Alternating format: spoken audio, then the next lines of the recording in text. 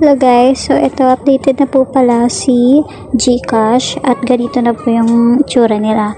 So meron na po silang na-offer dito na makakaborrow ka ng 100 pesos sa mga users na matagal nang may G-score at saka yung mga users na I think hindi pa nila na-reach yung G-score na inaasahan nila at yung G-score na makaka-borrow sila ng mas malaki pa sa 100 peso.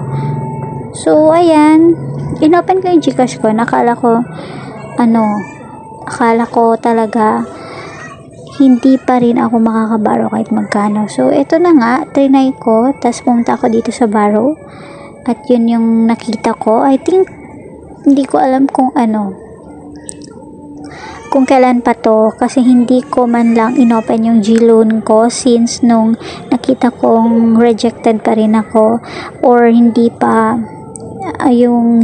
sapat yung G-score ko. So ngayon nakita ko na meron silang ino-offer na kapag maliit siguro yung G-score mo, nag-offer sila ng 100 peso na makakapag-loan ka sa kanila or makakaborrow ka sa kanila. Siguro pag malaki yung G-score mo, mas malaki yung mahihiram mo sa kanila. So that's it guys, and maganda naman din talaga siya at for emergency only, diba? Kung for example kailangan mo ng pera tas wala ka talaga kahit magkano, so pwede na rin ito yung ganitong mga pamaraan na makakabaro ka talaga sa kanila. So yung maganda kay GCash. So that's it guys, yun lang yung update ko sa ngayon. So, ayan guys, try natin yung get started. At eto na nga, meron silang, sabi nila dito, may detalye yung loan ko. Sabi niya, suriin ang breakdown ng inyong transaction at kumpletuhin ang purpose of loan. So, ayan, so, 14 days payable siya grabe naman to, no? 100 peso plus 14 days payable pa siya. So, yun yung maganda.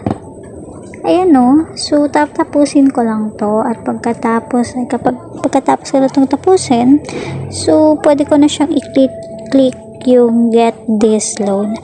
At sa ngayon na hindi ko muna siya gagalawin dahil hindi ko pa naman talaga kailangan. So gagalawin ko to kapag kailangan na. So kapag kinuha mo yung offer na to, makakakuha ka ng I think nasa 90 plus na lang kasi meron silang processing fee na 6.50 pesos at 0 interest rate at ang total amount mo ay magbabayad ka ng 106.50 pesos lang. So, ganun lang. 14 days siya. So, ang ganda. Super legit at maaasahan talaga tong si GCash. So, that's it guys. Yun lang yung update ko for today muna. At nashock nga ako kasi hindi ko ina-open siya. So, ngayon nakita ko meron na. So, ganun lang kadali.